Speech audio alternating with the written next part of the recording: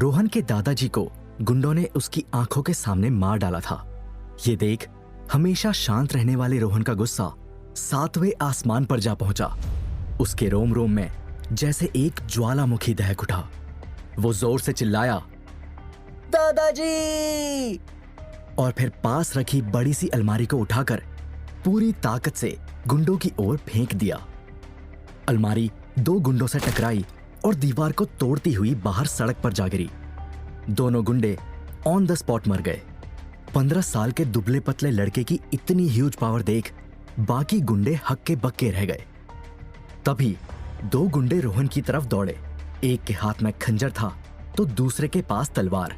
पहले गुंडे ने रोहन के मुंह पर तेजी से खंजर से हमला किया, लेकिन खंजर रोहन की आंख तक ही आया था कि उसने गुंडे का हाथ पकड़ लिया। उधर दूसरे गुंडे ने रोहन पर तलवार से हमला करना चाहा, लेकिन रोहन ने अपने दूसरे हाथ से उसका हाथ भी पकड़ लिया।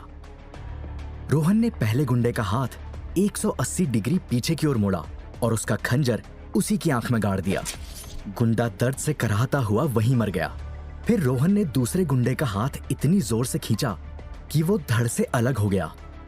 रोहन ने उसी तलवार वाले हाथ को तेजी से गुंडे की गर्दन की ओर घुमाया और उसका सिर धड़ से अलग होकर जमीन पर गिर गया।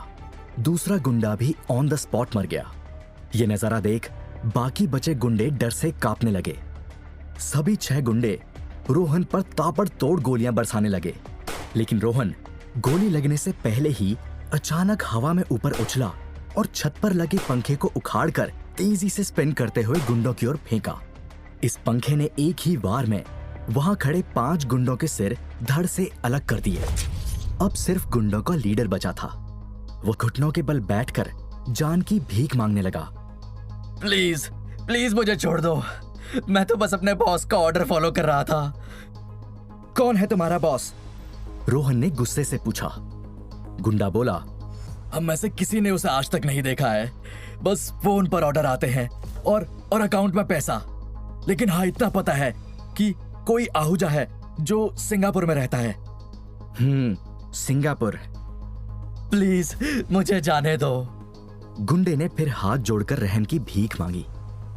रोहन की नजर जमीन पर मरे पड़े अपने दादाजी पर गई और फिर गुस्से से उसने गुंडे के पेट पर इतनी जोर से पंच मारा कि उसके मुंह से ढेर सारा खून निकला और वो मर गया। कुछ देर बाद रोहन का गुस्सा शांत हुआ और वो दादाजी की लाश के पास बैठकर रोने लगा। दादाजी, आप मुझे छोड़कर क्यों चले गए? अब मैं क्या करूंगा? पूरी दुनिया में एक आप ही तो थे जो मेरा ख्याल रखते थे, मुझसे प्यार से बात करते थे।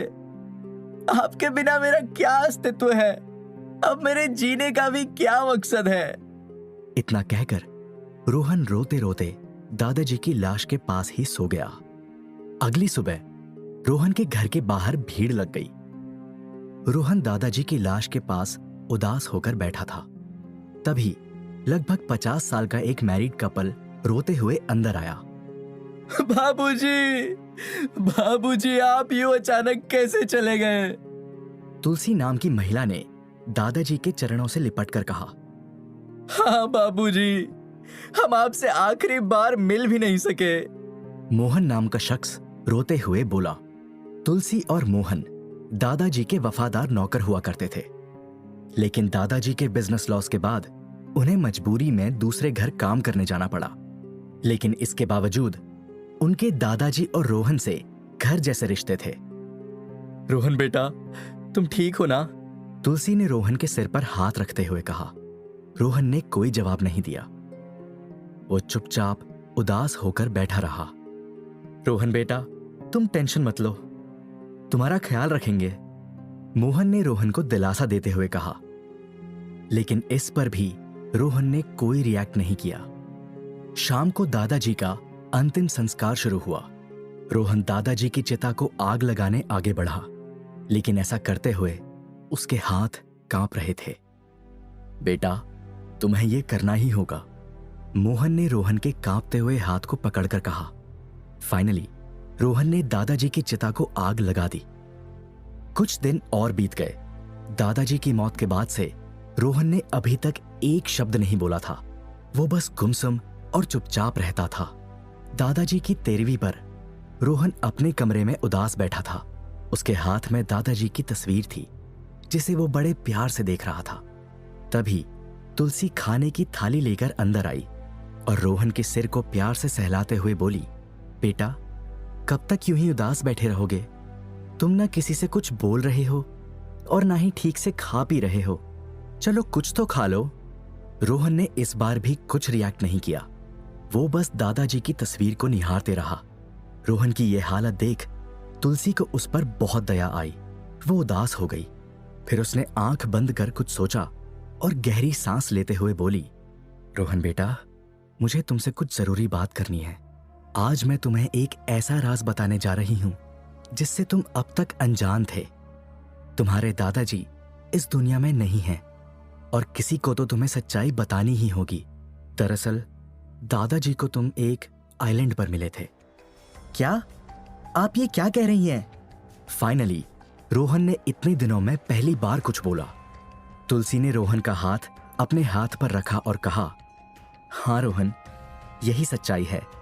तुम जब 2 साल के थे तब दादाजी को एक आइलैंड पर मिले थे। तुम कौन हो, कहां से हो, तुम्हारे माँ बाप कौन हैं, हमें नहीं पता।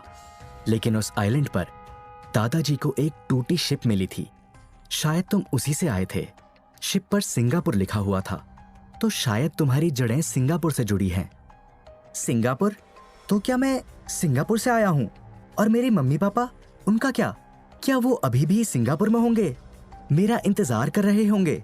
या फिर कहीं ऐसा तो नहीं उस शिप के टूटने के साथ उनकी भी मौत हो गई?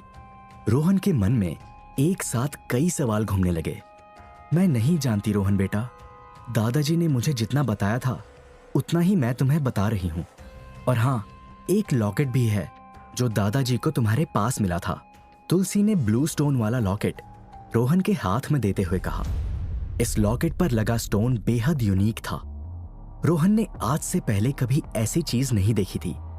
वो इसे एक पल के लिए देखता रह गया और फिर बोला, लेकिन दादाजी ने मुझे ये सब पहले क्यों नहीं बताया?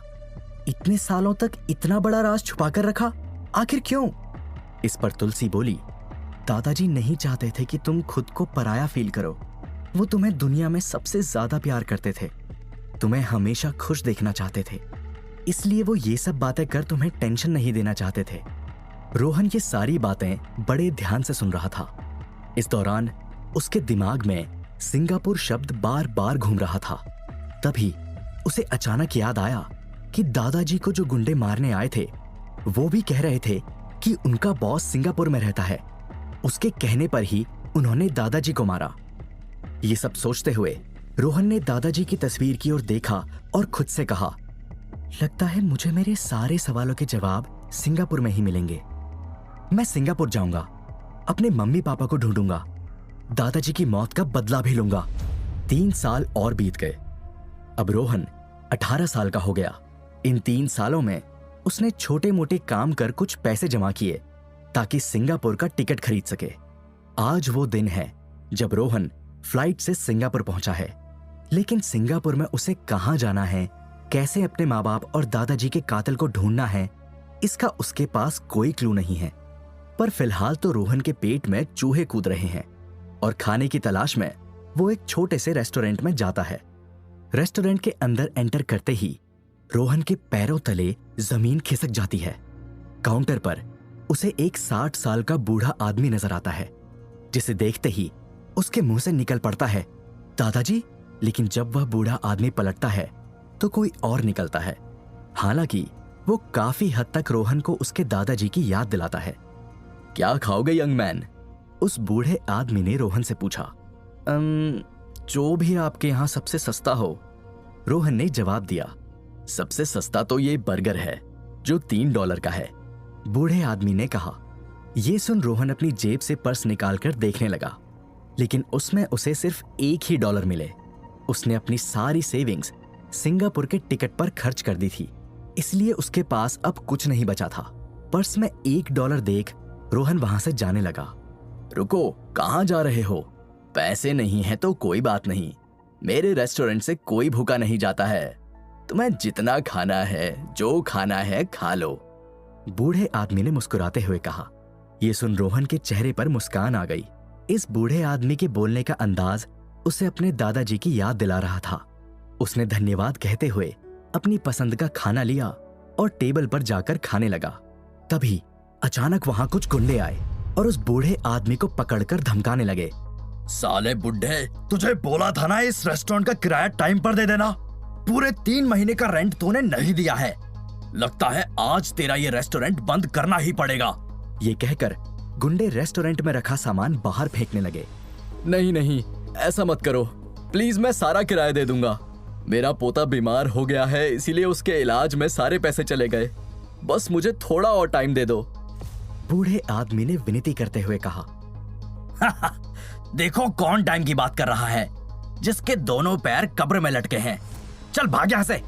ये कहकर गुंडे ने बूढ़े आदमी को दूर फेंक दिया। इससे उसका सिर टेबल से टकराया और उससे खून बहने लगा।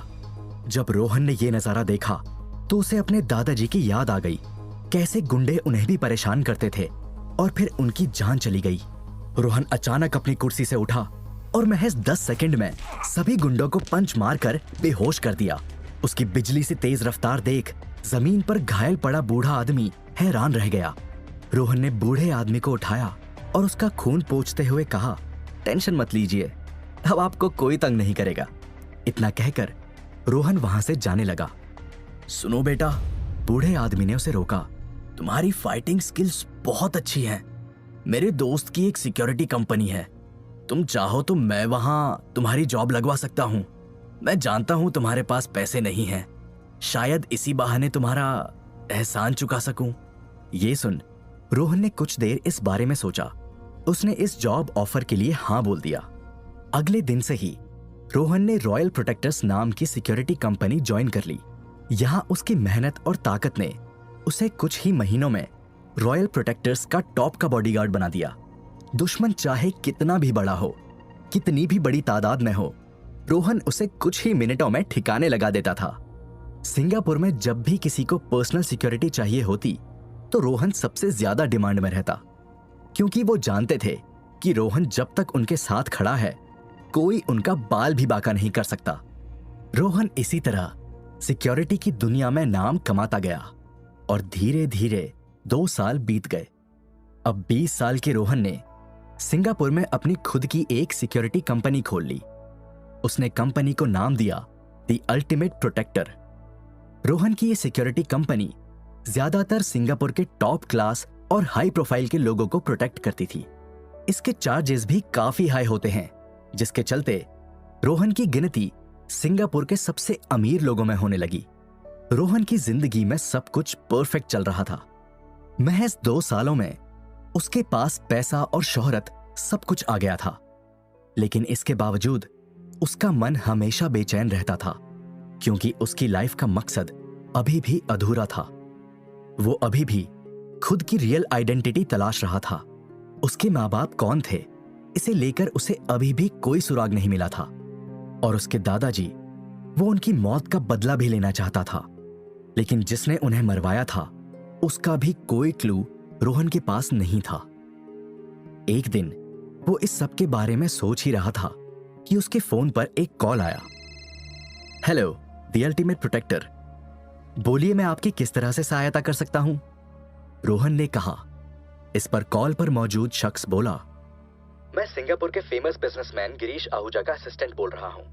हमारे बॉस को सिंगापुर के टॉप बॉडीगार्ड की तलाश है और सुना है कि आपकी कंपनी बेस्ट से भी बेस्ट है। जी हां, आपने बिल्कुल सही सुना है। हमारे रहते दुनिया की कोई भी ताकत आपका कुछ नहीं बिगाड़ सकती, रोहन ने प्राउडली कहा। ठीक है, तो कल आप हमारे ऑफिस में अपना बेस्ट मैन भेज दीजिए। मैं आपको एड्रेस मैसेज कर रहा हूं, कॉल पर मौजूद शख्स ने बोला। कुछ मिनट बाद रोहन के मोबाइल पर एड्रेस आ गया, लेकिन रोहन ने जैसे ही इस एड्रेस को देखा उसके पैरों तले जमीन खिसक गई। उसे अचानक कुछ याद आया। आहूजा कॉरपोरेशन, रोहन ने खुद से कहा। उसने तुरंत अपने लॉकर में रखे कुछ पेपर्स निकाले। ये पेपर्स उसके दादाजी के कामकाज से जुड़े थे। इस पेपर पर भी सेम वही एड्रेस था जो कॉल पर मौजूद शख्स ने रोहन को मैसेज किया था। वो खुद से बोला, ये एड्रेस, ये तो उसी आदमी का है जिसका कर्जा दादाजी को चुकाना था। और वो गुंडे जब वो दादाजी को मारने आए थे तो वो भी किसी आहूजा की बात कर रहे थे। उन्होंने कहा था कि उनका बॉस सिंगापुर में रहता है। कहीं ये वही आहूजा तो नहीं जिसने मेरे दादाजी को मरवाया? लगता है अब मुझे खुद वहां बॉडीगार्ड बनकर जाना होगा। आखिर कौन है ये आहूजा? क्या इसी ने रोहन के दादाजी को मरवाया? क्या रोहन वहां जाकर अपना बदला ले पाएगा या फिर उसे कोई नया राज पता चलेगा? जानने के लिए सुनते रहिए पॉकेट एफएम।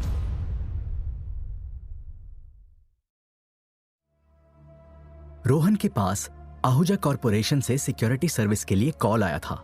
वैसे तो रोहन द अल्टीमेट प्रोटेक्टर का मालिक होने के नाते खुद बॉडीगार्ड बनकर कभी नहीं जाता है, लेकिन इस बार सिचुएशन थोड़ी अलग थी। उसे शक है कि ये वही आहूजा है जिसने उसके दादाजी को मरवाया था। अपने शक को यकीन में बदलने के लिए वो खुद बॉडीगार्ड बनकर आहूजा कॉरपोरेशन जाता है ताकि अंडरकवर रहकर कई अनसुलझे राजों को सुलझा सके। आहूजा कॉरपोरेशन सिंगापुर के सबसे महंगे इलाके में मौजूद है। ये वो इलाका है जहां शहर के सबसे अमीर लोग रहते हैं। यहाँ की 1 इंच की जमीन की कीमत ही करोड़ों में होती है। आहूजा कॉरपोरेशन इसी इलाके की 50 मंजिला आलीशान बिल्डिंग में बना है।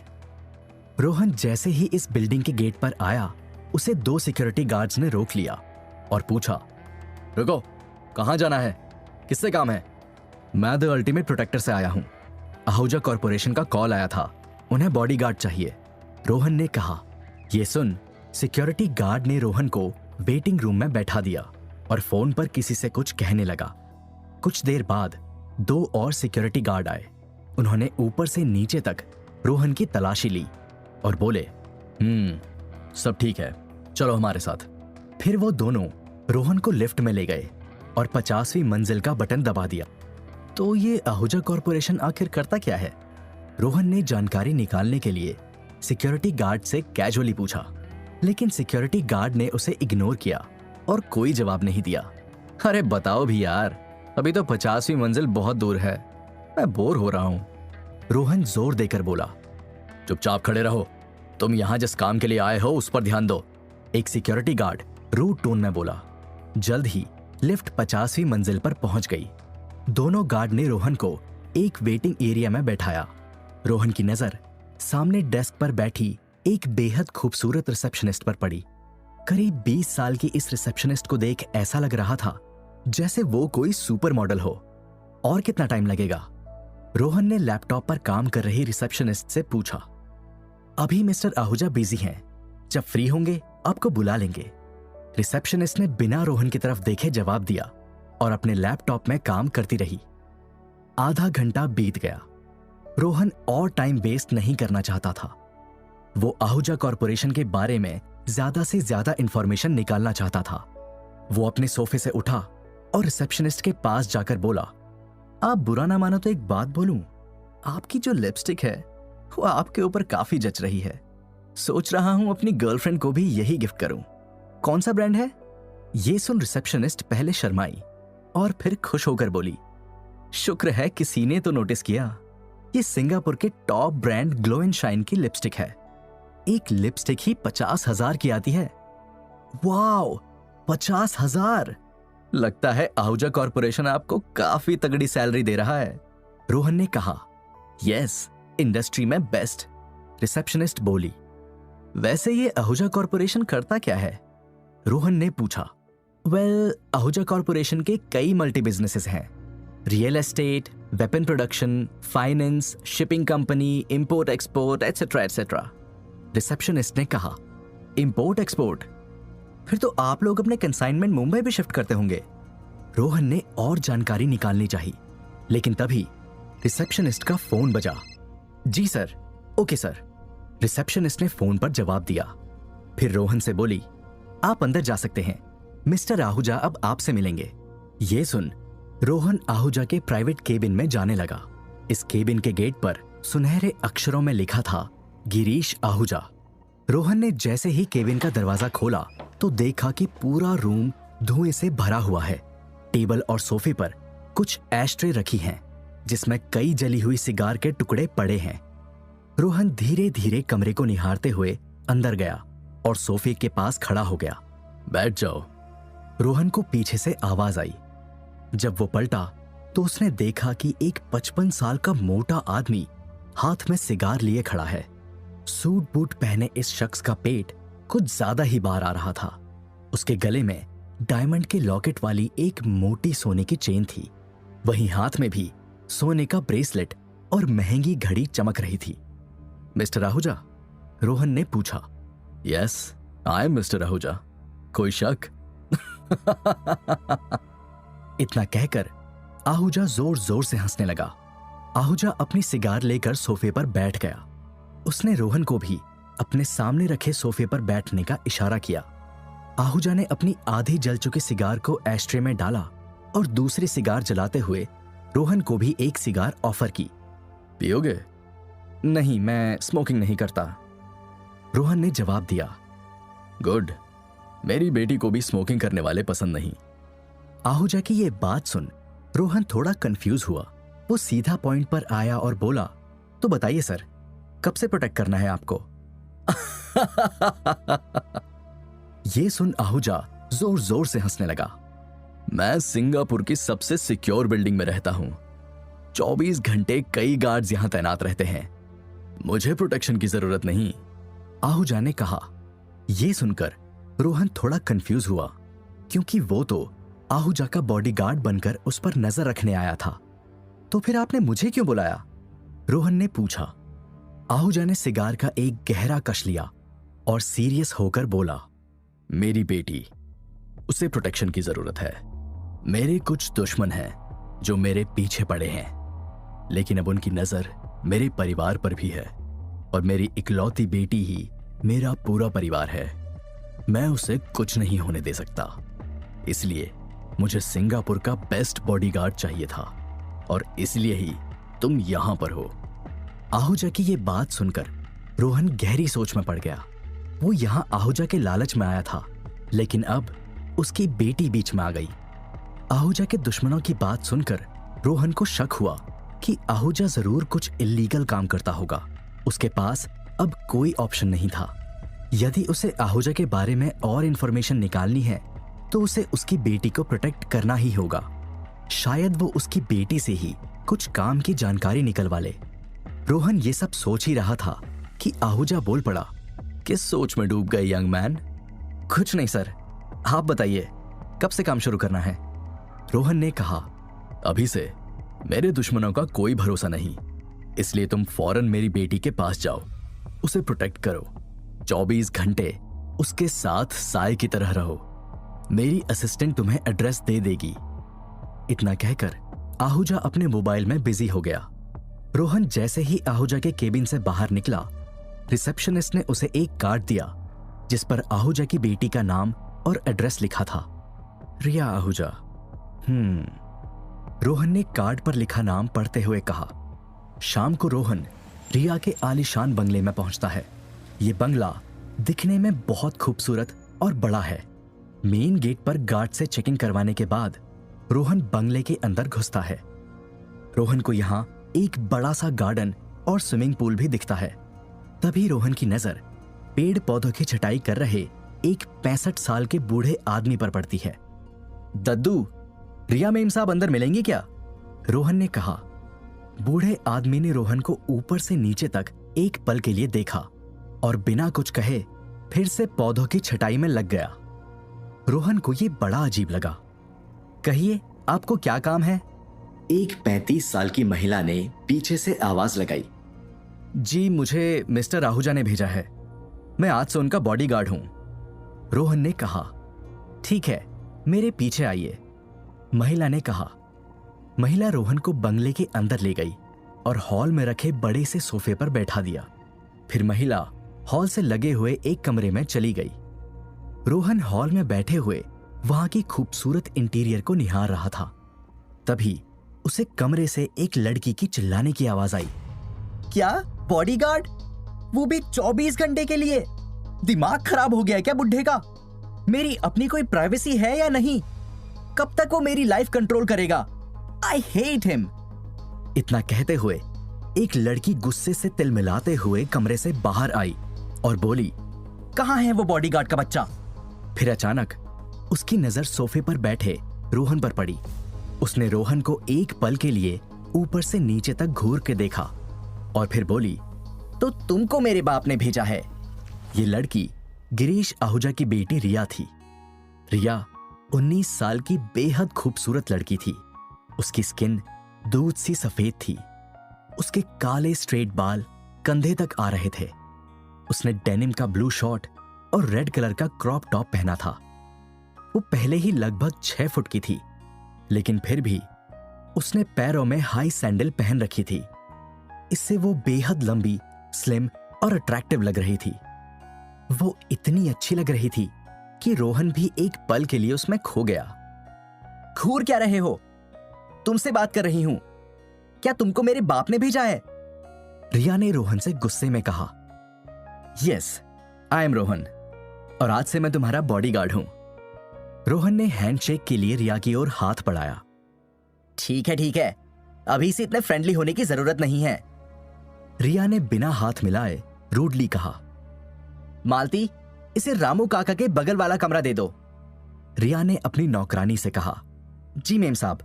नौकरानी ने हां में सिर हिलाया। चलिए मेरे साथ, नौकरानी ने रोहन से कहा। रोहन ने जाते जाते एक बार रिया को देखा और नौकरानी के साथ चला गया। नौकरानी रोहन को बेसमेंट में मौजूद एक छोटे से कमरे में ले गई।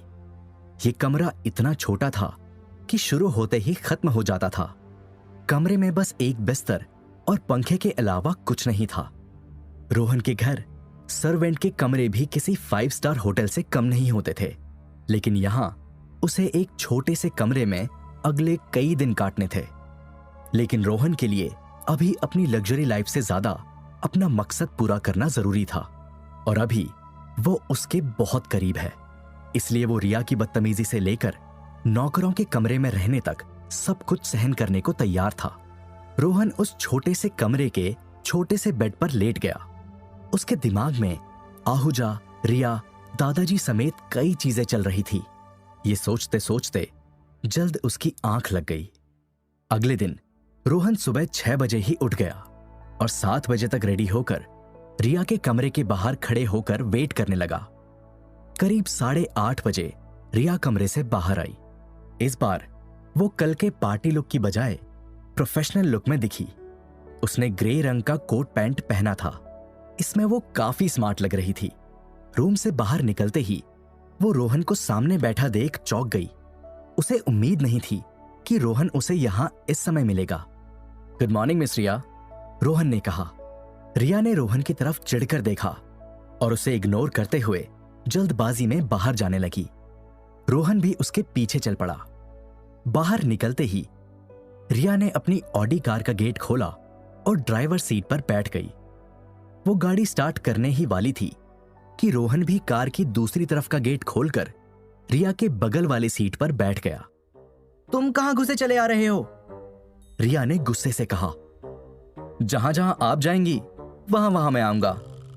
Remember I am your bodyguard, Rohan ने कहा। बॉडीगार्ड हो, बॉयफ्रेंड नहीं। जाओ पिछली सीट पर बैठो, रिया ने चिढ़कर कहा। सॉरी बट ये पॉसिबल नहीं है। आपकी सेफ्टी के लिए मुझे जितना हो सके आपके करीब रहना होगा। इनफैक्ट आई विल सजेस्ट कि आप मुझे ड्राइव करने दें। इस तरह मैं आपको और अच्छे से प्रोटेक्ट कर पाऊंगा, रोहन ने जवाब दिया। नो थैंक्स, मैं अपनी कार खुद ड्राइव करना पसंद करती हूं। इतना कहकर रिया ने कार स्टार्ट कर दी और सड़क पर फुल स्पीड से ड्राइव करने लगी।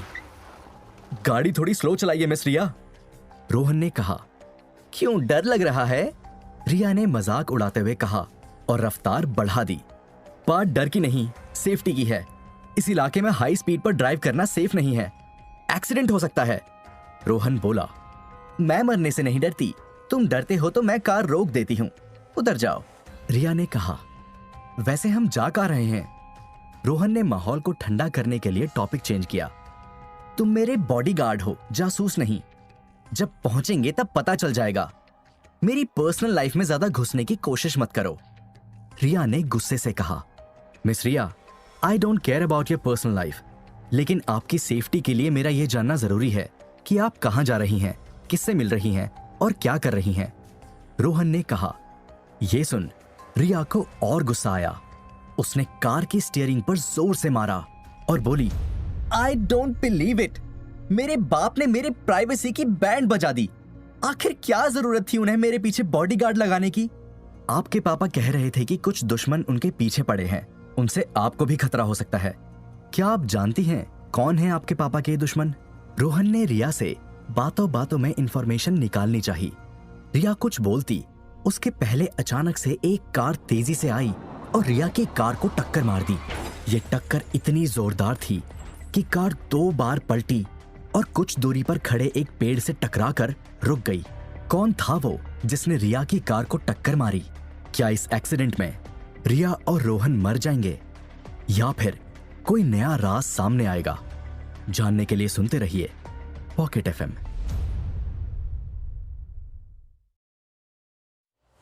रिया और रोहन की कार को एक दूसरी कार ने टक्कर मार दी थी।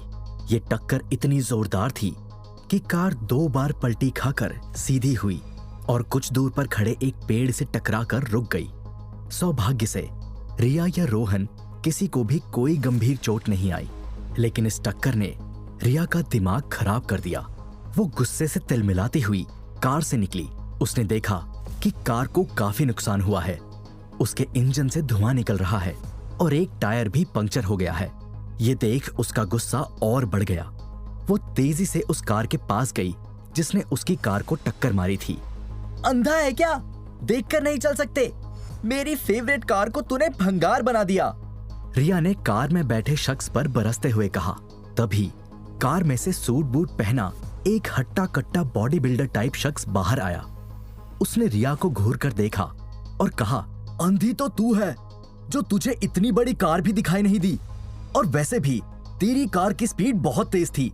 एक्सीडेंट तो होना ही था, और ये देख मेरी कार की हेडलाइट भी टूट गई है।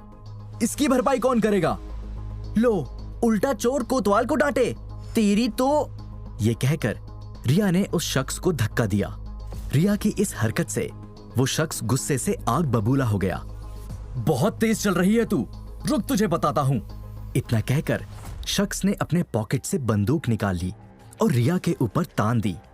ये देख रिया डर गई। फिर शख्स ने बंदूक रिया के माथे पर चिपका दी। वो ट्रिगर दबाने ही वाला था कि उसे आवाज आई, बंदूक नीचे रख दो वरना अंजाम बुरा होगा। अबे कौन है तू जो रॉकी भाई को धमकी दे रहा है? इतना कहकर शख्स बंदूक लेकर जैसे ही पलटा तो उसके हाथ पैर कांपने लगे। उसके हाथ में रखी बंदूक डर के मारे जमीन पर गिर गई। वो डरते हुए बोला, रोहन सर आप? सॉरी सर, मुझे नहीं पता था कि ये लड़की आपके साथ है, प्लीज मुझे माफ कर दीजिए। रोहन के सामने आते ही शेर की तरह दहाड़ मारता शख्स गीदड़ बन गया। ये देख रिया कंफ्यूज हो गई। उसे समझ नहीं आया कि रोहन को देख इस आदमी की हालत पतली कैसे हो गई। रोहन जैसे ही उस आदमी के करीब आया, उसने रोहन के पैर पकड़ लिए। रोहन सर, गलती हो गई, मैं ही रफ ड्राइव कर रहा था। आपकी गाड़ी का जो भी नुकसान हुआ है मैं उसकी भरपाई कर दूंगा। उस आदमी का ये बदला रूप देख रिया फिर से चौंक गई। अभी कुछ देर पहले तो ये नुकसान के पैसे मांग रहा था, लेकिन अब रोहन को देख खुद पैसे देने की बात कर रहा है। रोहन ने पैर में पड़े उस आदमी को उठाया और कहा, अरे ये क्या कर रहे हो तुम?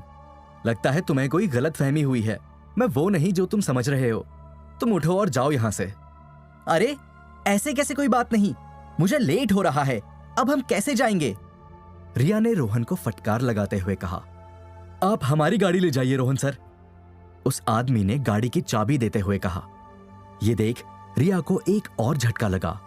वो समझ नहीं पा रही थी कि ये मामूली सा बॉडीगार्ड आखिर चीज क्या है जो ये आदमी उससे इतना डर रहा है। रिया को लेट हो रहा था, इसलिए उसने फौरन उस आदमी से गाड़ी की चाबी ले ली, लेकिन रोहन ने उसी समय रिया के हाथ से चाबी छीन ली और बोला, इस बार मैं ड्राइव करूंगा। ओके, बट जल्दी करो, मैं पहले ही बहुत लेट हो गई हूं। इतना कहकर रिया ड्राइवर की बगल वाली सीट पर बैठ गई और गुस्से से कार का दरवाजा बंद कर दिया।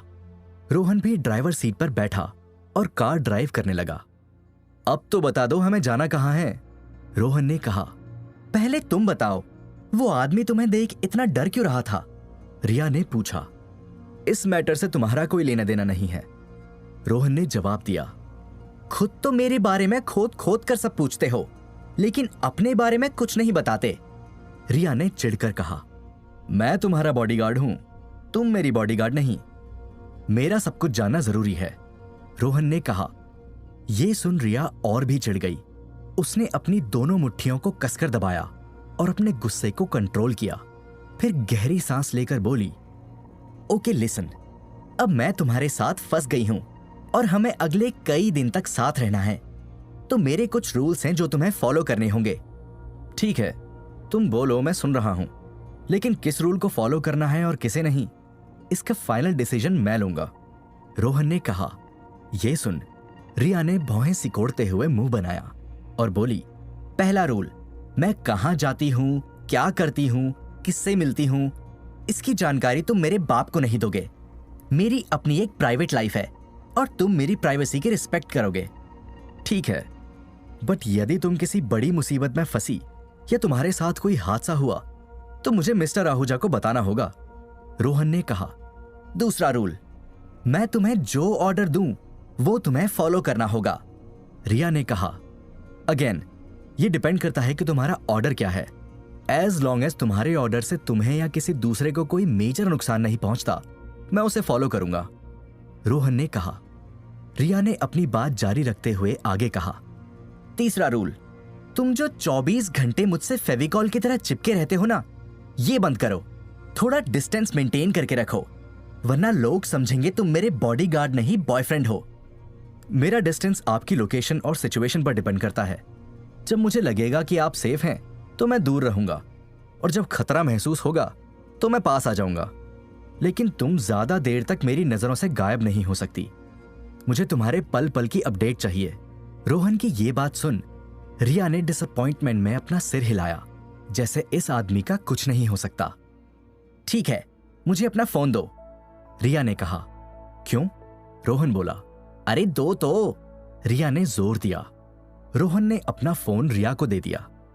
रिया ने उसमें कुछ टाइप किया और फोन रोहन को देकर बोली, मैंने इसमें अपना नंबर सेव कर दिया है, जब भी तुम्हें कोई अपडेट चाहिए हो तो मुझे मैसेज कर देना, लेकिन भगवान के लिए मेरी प्राइवेट लाइफ में ज्यादा मत घुसना। ठीक है, लेकिन मुझे 15 मिनट के अंदर मैसेज का रिप्लाई नहीं मिला तो मुझे आपके पास चेक करने आना ही होगा, रोहन ने कहा। रोहन की बातें सुन रिया थक गई और बोली, ओके ओके, तुमसे आर्ग्यूमेंट करना मतलब अपना सिर दीवार में पीटना। अब गाड़ी थोड़ी तेज चलाओगे, मैं बहुत लेट हो गई हूं। इस बार रोहन ने रिया के कहने पर थोड़ी स्पीड बढ़ा दी और हवा से बातें करने लगा। कुछ देर बाद कार एक 3 मंजिला बिल्डिंग के सामने आकर रुकी। ग्लो एंड शाइन तो Ahuja corporation beauty and fashion industry में भी है। रोहन ने बिल्डिंग पर लगे बड़े से बोर्ड को देखकर पूछा, आहूजा कॉरपोरेशन का इससे कोई लेना देना नहीं है, ये मेरा खुद का फैशन ब्रांड है जो मैंने अपने दम पर बनाया है, रिया ने कहा। रिया फौरन कार से बाहर निकली और ऑफिस की ओर जाने लगी। रोहन भी उसके साथ अंदर आया। Good morning ma'am. Hello ma'am, how are you ma'am. Riya के अंदर जाते ही सारे एम्प्लॉइज खड़े हो गए और अपनी बॉस को विश करने लगे। हालांकि हर कोई रिया को कम और रोहन को ज्यादा देख रहा था। ये पहली बार था जब उन्होंने ऑफिस में रिया को किसी आदमी के साथ इतना करीब चलते देखा।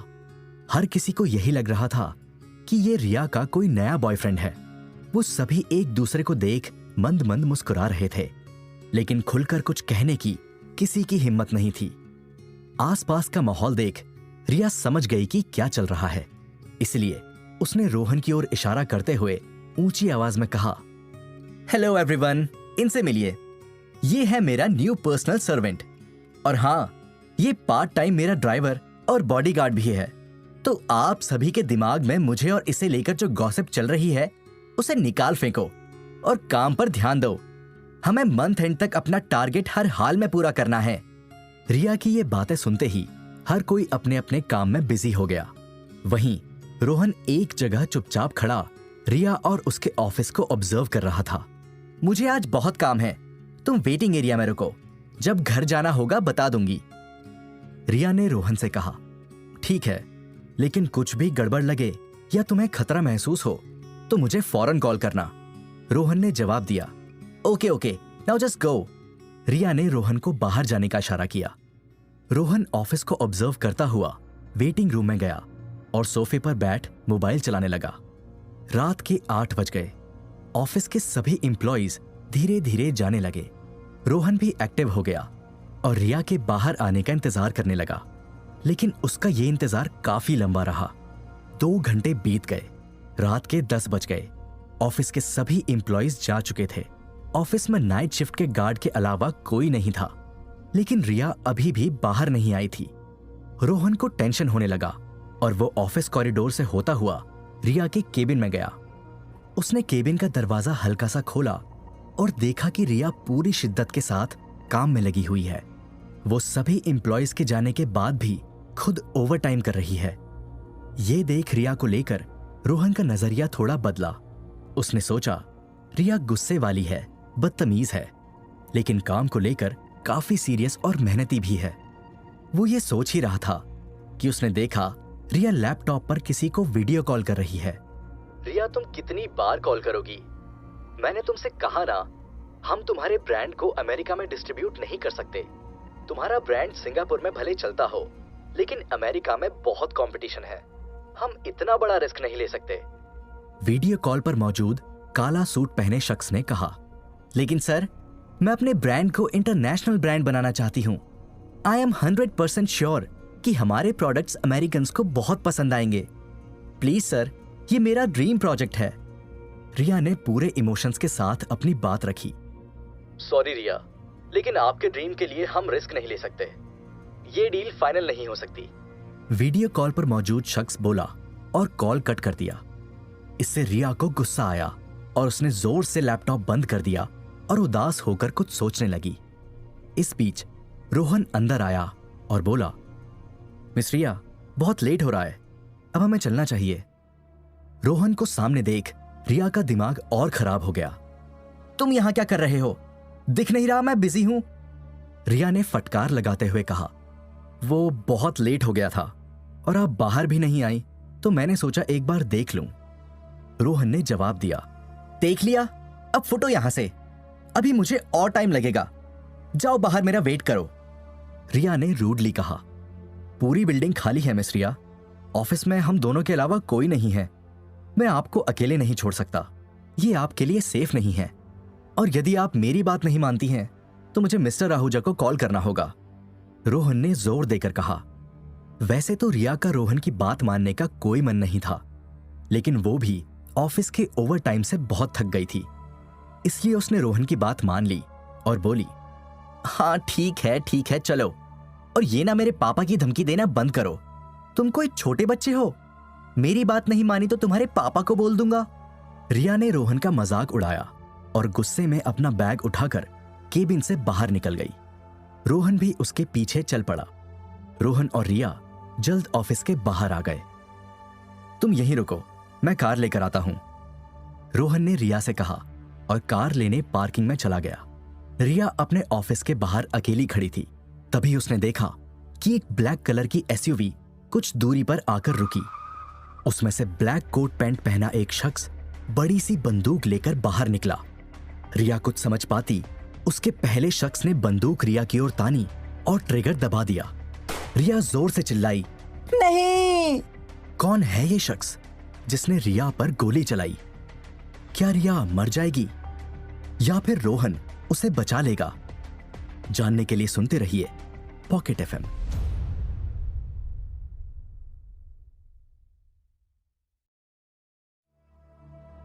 रिया अपने ऑफिस के बाहर खड़े होकर रोहन का इंतजार कर रही थी।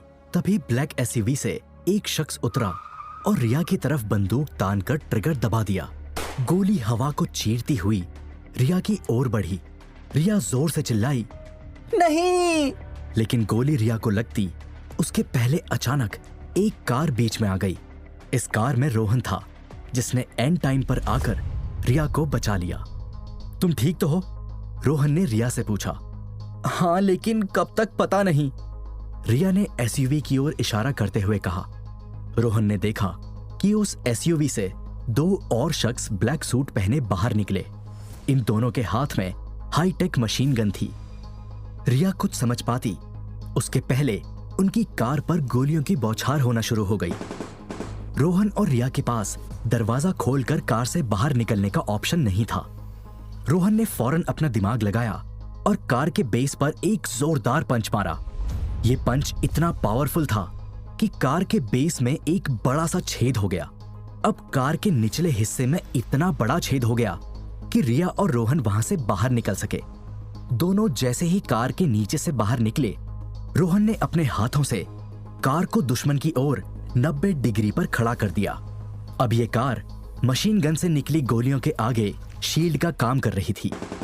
रोहन इस कार को हाथों से उठाकर थोड़ा आगे बढ़ा और फिर गोली की रफ्तार से कार को मशीन गन चला रहे हमलावरों की ओर फेंक दिया। दोनों हमलावर अपनी एसयूवी के सामने खड़े होकर फायरिंग कर रहे थे।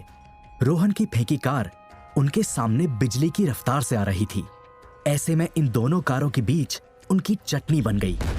दोनों कारों के आपस में टकराने से वहां एक जोरदार ब्लास्ट हुआ और दुश्मन जलकर राख हो गए।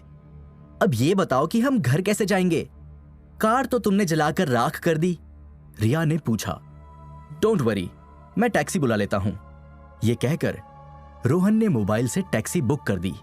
कुछ देर बाद रोहन ने रिया को टैक्सी से घर ड्रॉप कर दिया और खुद अपने रूम में जाकर बेड पर लेट गया।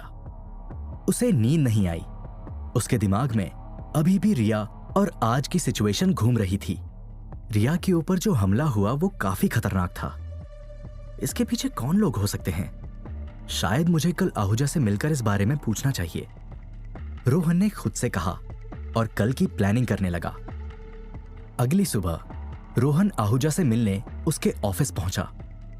कैसे हो यंग मैन? मेरी बेटी ने तुम्हें ज्यादा तंग तो नहीं किया? वो थोड़ी गुस्से वाली है, लेकिन दिल की बुरी नहीं है। तुम्हें उसकी आदत हो जाएगी। सोफे पर बैठे आहूजा ने सिगार का कश लेते हुए कहा। रिया के साथ सब ठीक चल रहा है सर, लेकिन कुछ और जरूरी बात है जो मैं आपसे करना चाहता हूं। सर, कल रात रिया पर जानलेवा हमला हुआ था। क्या? आहूजा शॉक में चिल्लाया। वो ठीक तो है ना? आहूजा ने पूछा। Yes sir, she is absolutely fine. लेकिन मैं रिया को फ्यूचर में 100% सेफ रख सकूं, इसलिए मुझे आपके दुश्मनों के बारे में और जानकारी चाहिए होगी। रोहन की बात सुन आहूजा ने अपनी आधी बची सिगार एस्ट्रे में रख दी और गहरी सांस लेकर बोला, फिलहाल मैं तुम्हें डिटेल में कुछ नहीं बता सकता, लेकिन अभी के लिए बस इतना जान लो कि एक बिग शॉट है जो मुझसे भी ज्यादा पावरफुल है और वो मुझसे बदला लेने के लिए मेरी बेटी को मारने से भी नहीं हिचकिचाएगा। तुमने बिग शॉट के आदमियों का क्या किया? आहूजा ने पूछा। वो लड़ाई में मारे गए सर, रोहन ने कहा। क्या तुमने बिग शॉट के आदमियों को ही उड़ा दिया? आहूजा ने आश्चर्य से कहा और खुशी के मारे जोर जोर से हंसने लगा। उसने एक और ग्लास ड्रिंक पी और बोला, कुछ तो बात है तुम में। लगता है मैंने अपनी बेटी को प्रोटेक्ट करने के लिए सही इंसान चुना है। आई होप कि फ्यूचर में भी I can trust you. Yes sir, definitely, Rohan ने जवाब दिया। गुड, बिकॉज रिया मेरे लिए सब कुछ है। हाँ, हम बाप बेटी की आपस में नहीं बनती, लेकिन इसका जिम्मेदार भी कहीं ना कहीं मैं हूं। बिजनेस में बिजी होने की वजह से मैं उसे ज्यादा टाइम नहीं दे सका और फिर मुझसे कुछ गलतियां भी हुई और आज उसी की सजा मेरी बेटी को मिल रही है। आई रियली लव हर, और यदि उसे कुछ हुआ तो मैं पता नहीं क्या कर बैठूंगा। आहूजा ये कहते कहते बहुत इमोशनल हो गया। आहूजा का ये रूप देख रोहन भी हैरान रह गया। उसे समझ नहीं आया कि क्या कहे, इसलिए वो चुप रहा। ठीक है, बहुत बातें हो गई, अब तुम जाओ और मेरी बेटी को प्रोटेक्ट करो, आहूजा ने रोहन से कहा। जी सर। इतना कहकर रोहन वहां से निकल गया, लेकिन उसके दिमाग में अभी भी रिया को लेकर आहूजा की कही बातें घूम रही थी। कुछ देर बाद रोहन कार लेकर रिया के बंगले पर पहुंचा। उसने देखा कि रिया बाहर गुस्से में खड़ी थी। कहां गायब थे सुबह से? मैं ऑफिस के लिए लेट हो गई। रिया ने रोहन को डांटा और गुस्से में कार का दरवाजा खोलकर रोहन की बगल वाली सीट पर बैठ गई। रोहन ने कार स्टार्ट की और बोला, वो मैं मिस्टर आहूजा से मिलने गया था। कल रात तुम पर जो अटैक हुआ था उसी की जानकारी देनी थी। हाँ, मैं मरूं या जीऊं उस बुढ़े को क्या फर्क पड़ता है? रिया ने रूडली कहा। ऐसा नहीं है रिया, तुम्हारे पापा तुम्हारी बहुत परवाह करते हैं, तुम उन्हें गलत समझ रही हो। आखिर ऐसा क्या हुआ जो तुम उनसे इतनी नफरत करने लगी? रोहन ने समझाते हुए कहा। ओह हेलो मिस्टर बॉडीगार्ड, मेरे बाप ने तुम्हें जिस काम के पैसे दिए हैं ना, बस उसी पर फोकस करो। मेरी पर्सनल लाइफ में ज्यादा घुसो मत, रिया ने गुस्से से कहा। रोहन फिर से रिया को समझाने लगा। रिया, तुम अभी नादान हो। हमें दूसरों की वैल्यू तब पता चलती है जब वो हमें छोड़कर चले जाते हैं। इसलिए मेरी मानो तो चुप, एकदम चुप। तुम ना ज्यादा ज्ञानचंद मत बनो, वरना। इतना कहकर गुस्से से भरी रिया ने रोहन को मारने के लिए अपना हाथ उठा लिया, लेकिन रोहन ने रिया का हाथ पकड़ लिया। बस बहुत हुआ रिया, बदतमीजी और गुस्सा भी एक हद तक ही सहन किया जा सकता है। चुपचाप अपनी जगह पर बैठी रहो, वरना। रोहन ने धमकी भरे लहजे में रिया से कहा। रोहन का गुस्सा देख रिया भी एक पल के लिए डर गई। पूरे रास्ते रिया और रोहन ने बात नहीं की। जब रिया का ऑफिस आया तो वो कार से उतरी और रोहन से बोली, तुम्हें ऑफिस में रुकने की जरूरत नहीं। मैं तुम्हारी शक्ल भी नहीं देखना चाहती। जब फ्री हो जाऊंगी पिक करने बुला लूंगी। इतना कहकर रिया ऑफिस के अंदर चली गई। रोहन का मूड भी ऑफ था। वो गुस्से में ऑफिस के सामने मौजूद पार्क की एक बेंच पर बैठ गया।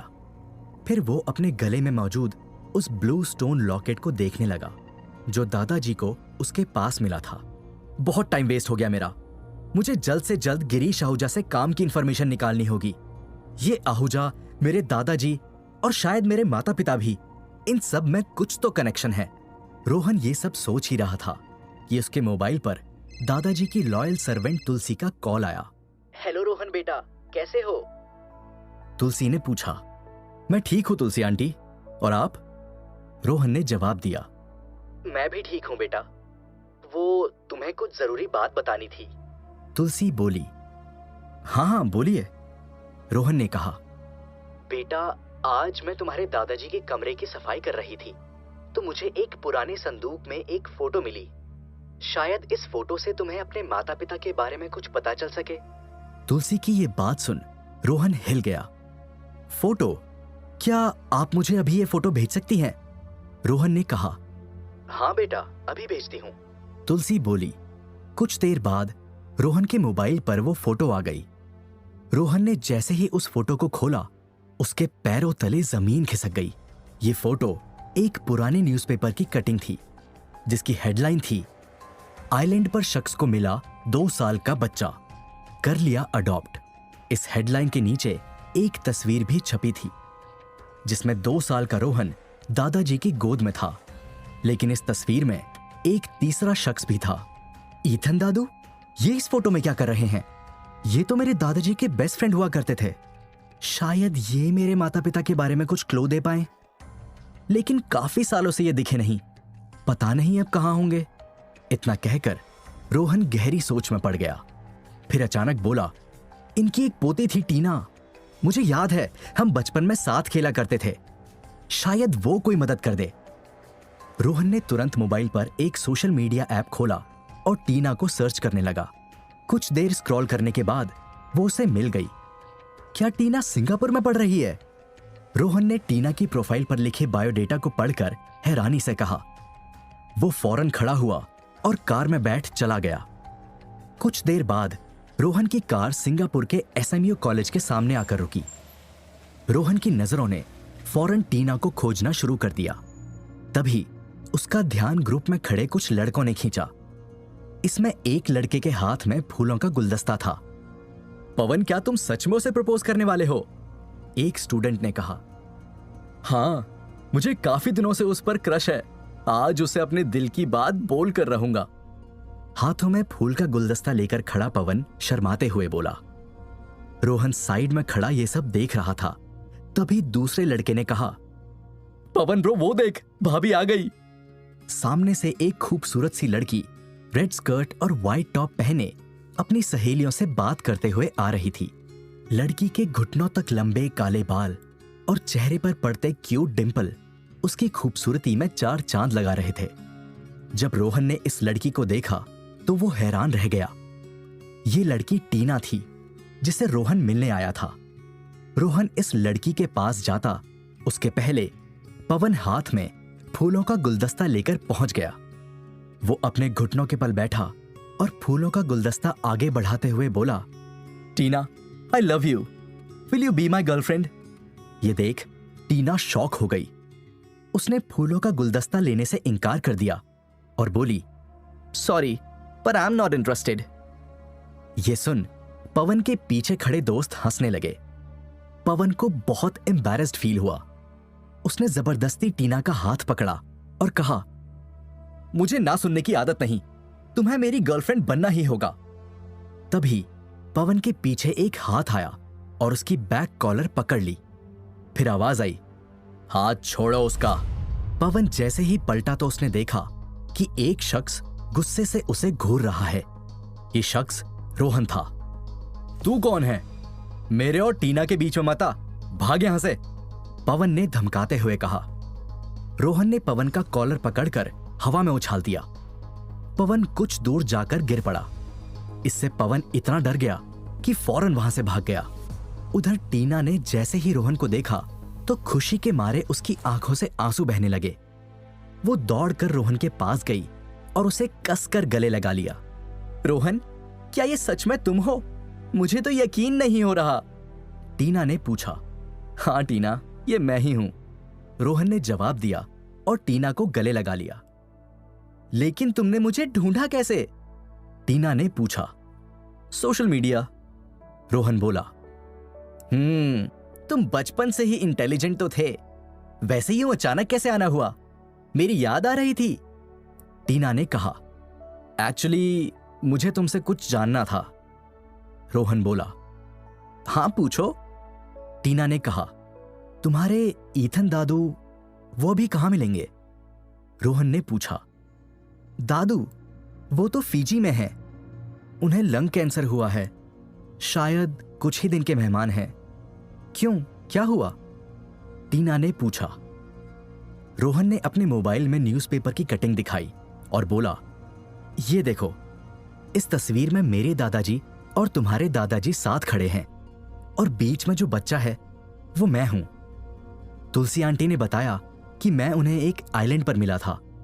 अब मेरे दादाजी तो इस दुनिया में नहीं रहे, तो शायद ईथन दादू इस बारे में कुछ बता पाए। ये सुन टीना बोली, अरे हाँ, याद आया, बचपन में एक बार मैंने मेरे दादू और तुम्हारे दादाजी को बात करते सुना था। वो लोग कुछ बात कर रहे थे कि तुम एक टूटी शिप में मिले थे। तुम्हारे गले में एक लॉकेट था। शिप का नाम होराइजन समथिंग कुछ था। तुम्हारे दादाजी ने मेरे दादू को कुछ पेपर्स भी दिए थे। शायद वो उसी शिप के पेपर्स हों, लेकिन पूरी बात मुझे ठीक से याद नहीं। शायद वो शिप को ढूंढने की कोशिश कर रहे थे। क्या तुम मुझे ईथन दादू का फीजी वाला एड्रेस दे सकती हो? शायद वो मुझे कुछ ऐसा बता दें कि मैं अपने माता पिता के बारे में जान सकूं, रोहन ने कहा। या श्योर, इतना कहकर टीना ने रोहन को एड्रेस दे दिया। रोहन ने एड्रेस को ध्यान से देखा और फिर अपने गले में पहने लॉकेट को छूकर खुद से बोला, फीजी, मैं जल्द फीजी जाऊंगा, ईथन दादू से मिलूंगा। शायद वो मुझे मेरे सवालों के जवाब दे सकें। मॉम, डैड, आप कहाँ हैं? आपका बेटा आपसे मिलने जल्द आ रहा है। कौन है रोहन के माता पिता? कहां से आया है रोहन? क्या रोहन अपनी असली पहचान पता लगा पाएगा? जानने के लिए सुनते रहिए सीक्रेट मिलेनियर का अगला एपिसोड, सिर्फ पॉकेट एफएम पर। रोहन, वैसे तुम कब निकलोगे फिजी के लिए? टीना ने रोहन को देखते हुए पूछा। जवाब में रोहन ने ऊपर नीले आसमान की ओर देखा और बोला, जल्द, लेकिन पहले मुझे यहां एक बहुत जरूरी काम निपटाना है। ये सुन टीना ने रोहन की ओर जिज्ञासा भरी नजरों से देखा और पूछा, अरे हाँ, वैसे तुम इन दिनों सिंगापुर में कर क्या रहे हो?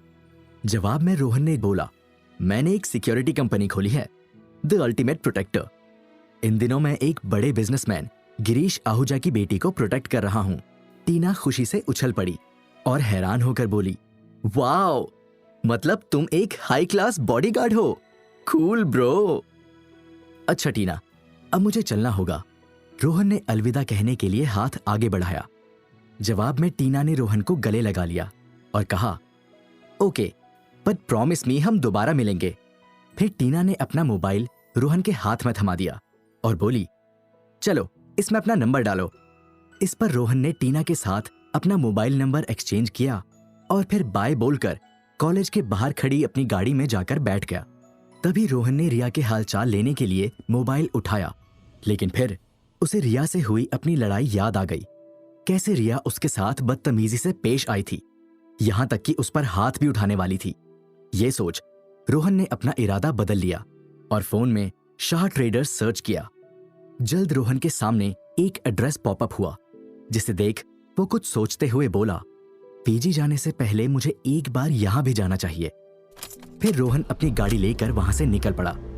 कुछ देर बाद रोहन की गाड़ी सिंगापुर इंटरनेशनल फाइनेंशियल सेंटर के सामने रुकी।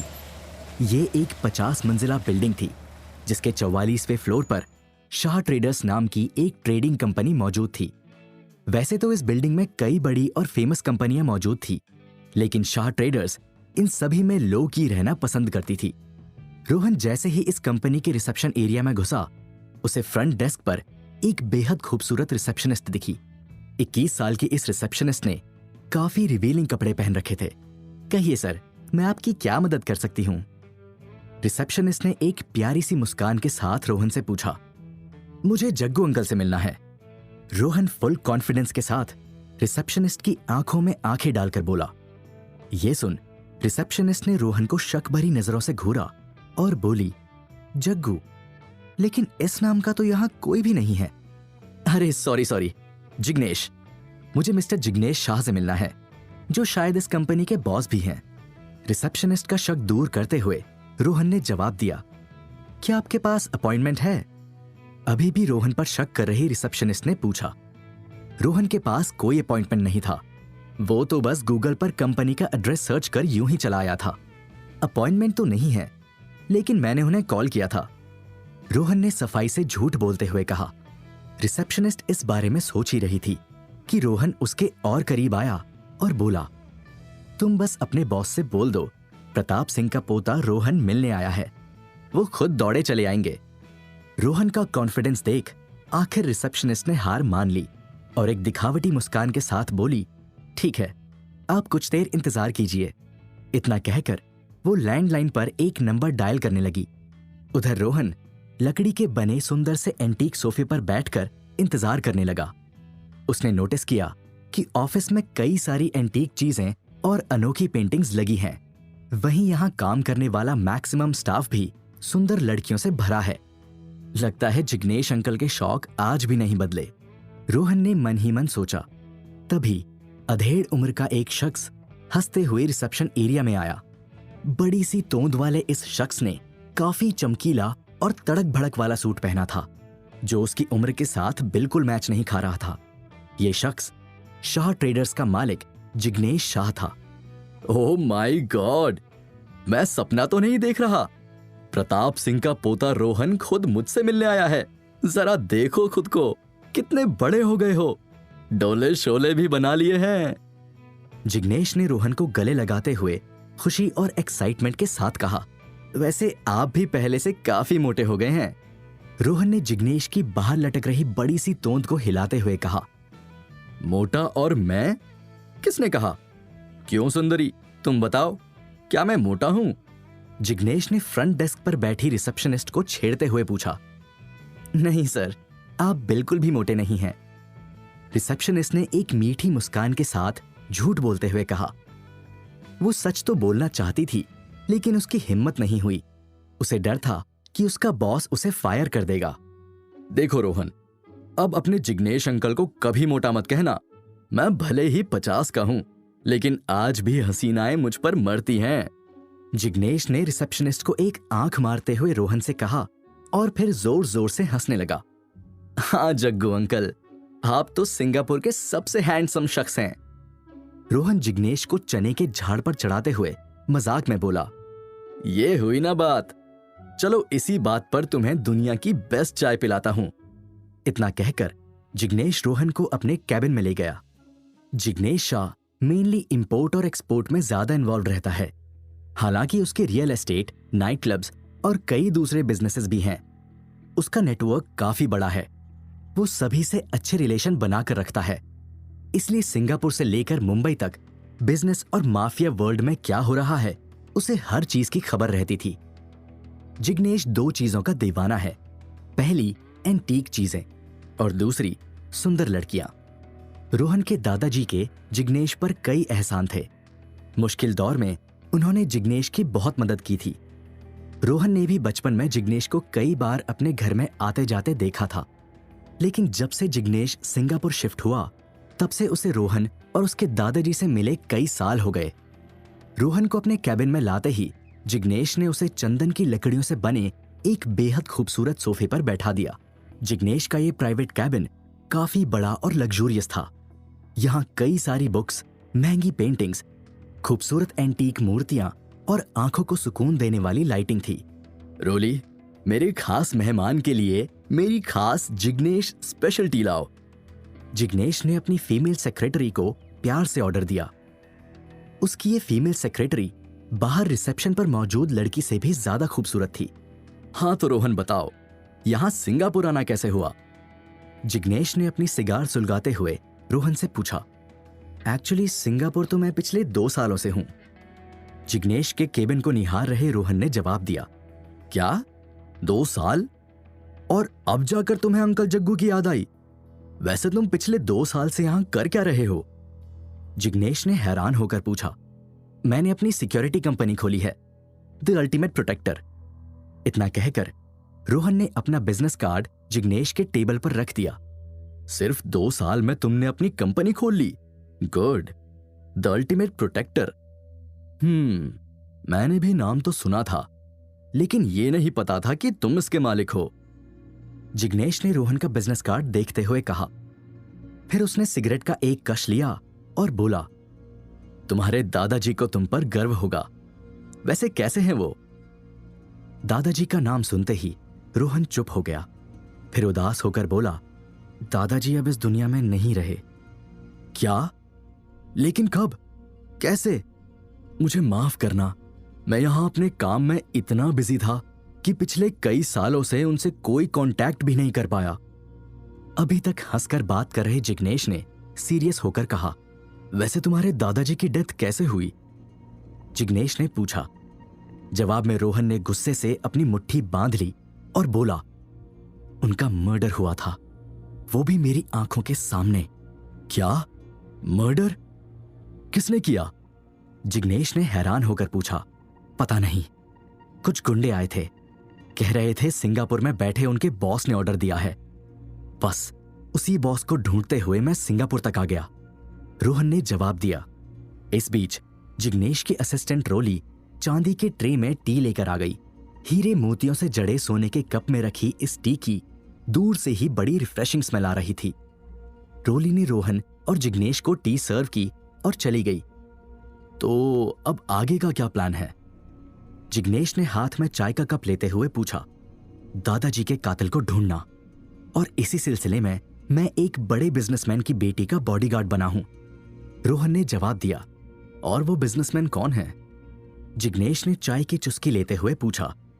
इस पर रोहन भारी लेकिन धीमी आवाज में बोला, गिरीश आहूजा।